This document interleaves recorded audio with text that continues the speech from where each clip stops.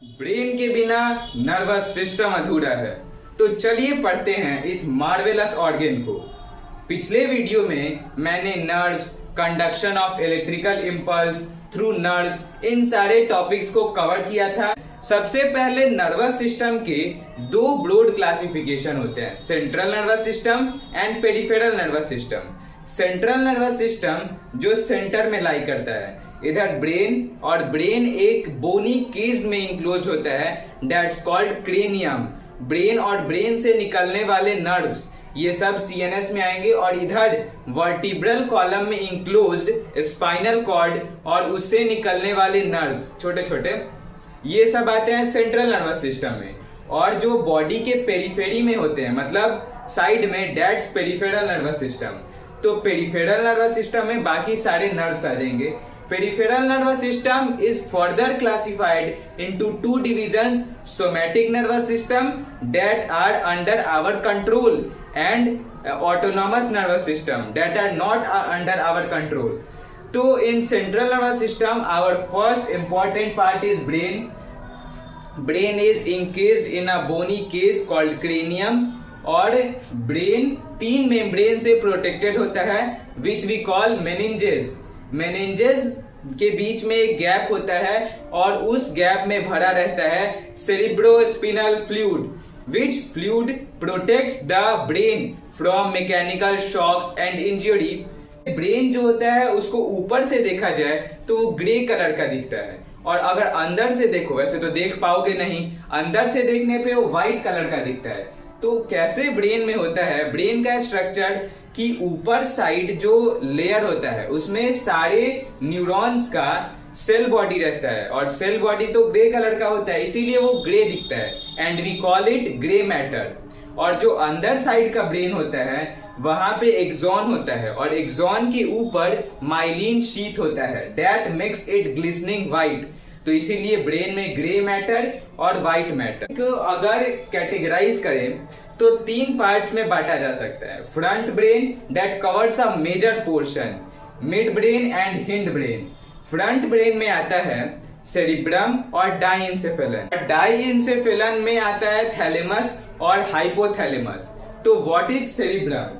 Cerebrum is the centre of thinking, memorising, love, care. जितने भी brain में thoughts आते हैं, जितना भी थिंकिंग प्रोसेस होता है, centre of thinking, memory, hearing, responsibility, learning, सब आता है सेरिब्रम में। सेरिब्रम समझ लो ब्रेन का बिगेस्ट पार्ट है, लार्जेस्ट पार्ट। और सेरिब्रम जैसे इधर और इधर दो हेमिस्फीयर्स में डिवाइडेड है, cerebral hemispheres, and that is joined by corpus callosum. तो सेरिब्रम के भी फर्दर तीन पार्ट्स होते हैं, एक सेंसरी एरिया, मोटर एरिया और association area. Sensory area that processes the information coming from the receptor, motor area that makes the information that is to be sent to the effector, और association area एक तरह से relay neuron का होता है, compose connection का काम करता है। जैसे जो सेरिब्रम है उसमें ब्रेन का कैसे फोटो नहीं देखे हो, उसमें गड्ढा गड्ढा ग्रूव्स होते हैं, और उस ग्रूव्स का भी नाम होता है कुछ कुछ। और आवर नेक्स्ट पार्ट इज डाइंसेफेलन। डाइंसेफेलन में चार पार्ट्स होते हैं, थैलेमस, हाइपोथैलेमस जो कि अभी पढ़ेंगे, और दो एंडोक्रीन ग्लैंड्स भी होते हैं, दैट्स पिट्यूटरी ग्लैंड जो कि उसके आगे होता है, और पीनियल ग्लैंड, तो वो तो बाहर में जाए।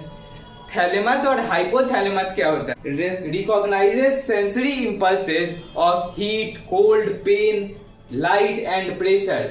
इन सारे इंपल्सेस को रिसीव करता है, रिकॉग्नाइज करता है थैलेमस। और हाइपोथैलेमस फूड इनटेक को, तुम्हारे भूख को, थ्रस्ट को, टेम्परेचर, बॉडी टेम्परेचर को रेगुलेट करना है, that's a very crucial function, and that is performed by hypothalamus. regulates hormonal secretion of pituitary gland, behavioral pattern of sleep and stress, that's also regulated by hypothalamus. तो cerebrum is very important organ. Mid brain में कोई further classification नहीं होता है, छोटा सा space होता है जो कि group of nerve fibres which connect fore brain with hind brain. और हिंड ब्रेन में क्या होता है, तीन पार्ट्स होते हैं, सेरिबेलम, पॉन्स और मेड्यूला। पॉन्स इधर होता है, सेरिबेलम इधर और मेड्यूला नीचे, ब्रेन स्टेम जिसको बोलते हैं। सेरिबेलम क्या होता है?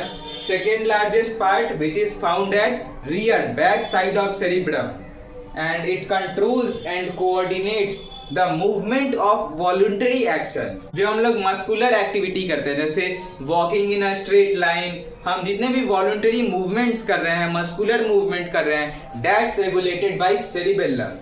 जैसे हम चल रहे हैं तो बॉडी का इक्विलिब्रियम मेंटेन है, कहीं गिर नहीं रहे हैं, ये सब जो मर्जी से हो रहा है, that's controlled by cerebellum. Pons क्या होता है? Under surface of cerebellum transfers cerebellum भी लाइक सेरिब्रम दो हेमिस्फेयर्स में डिवाइडेड होता है और इन दोनों हेमिस्फेयर में इंफॉर्मेशन ले जाने का काम पॉन्स करता है। और मेड्यूला तो जानते हो भाई, वेरी इंपॉर्टेंट, यहाँ पे होता है जिसको ब्रेन स्टेम बोलते हैं और वहां पे अगर चोट लग गया तो मरना फिक्स है। क्यों? क्योंकि मेड्यूला ऑब्लंगेटा सारे इनवॉलंटरी एक्शंस को कंट्रोल करता है, like breathing, peristaltic movement, heart beat, respiratory function, circulatory function, all functions are controlled by medulla oblongata. Don't take it joking. Spinal cord क्या होता है? मेड्यूला ऑब्लोंगेटा का एक्सटेंशन होता है। जैसे यहाँ पे है ब्रेन स्टेम और इसका एक्सटेंशन एज अ पेन में जो रिफिल होता है उसी की तरह वर्टिब्रल कॉलम में होता है spinal cord and it conducts impulses to and from the brain. It regulates reflex actions. Reflex action को कौन करता है? यही करता है। फिर से इम्पल्सेस ब्रेन तक ले जाने का काम, ले आने का काम, रिफ्लेक्स एक्शन के मेमोरी को स्टोर करवाने का काम, mediates most of the involuntary activities, इन सब का काम स्पाइनल कॉर्ड करता है। और ब्रेन में जो क्रेनियल नर्व्स फैले रहते हैं दैट आर 12 पेयर्ड और स्पाइनल कॉर्ड से 31 पेयर्स स्पाइनल नर्व्स निकलते हैं।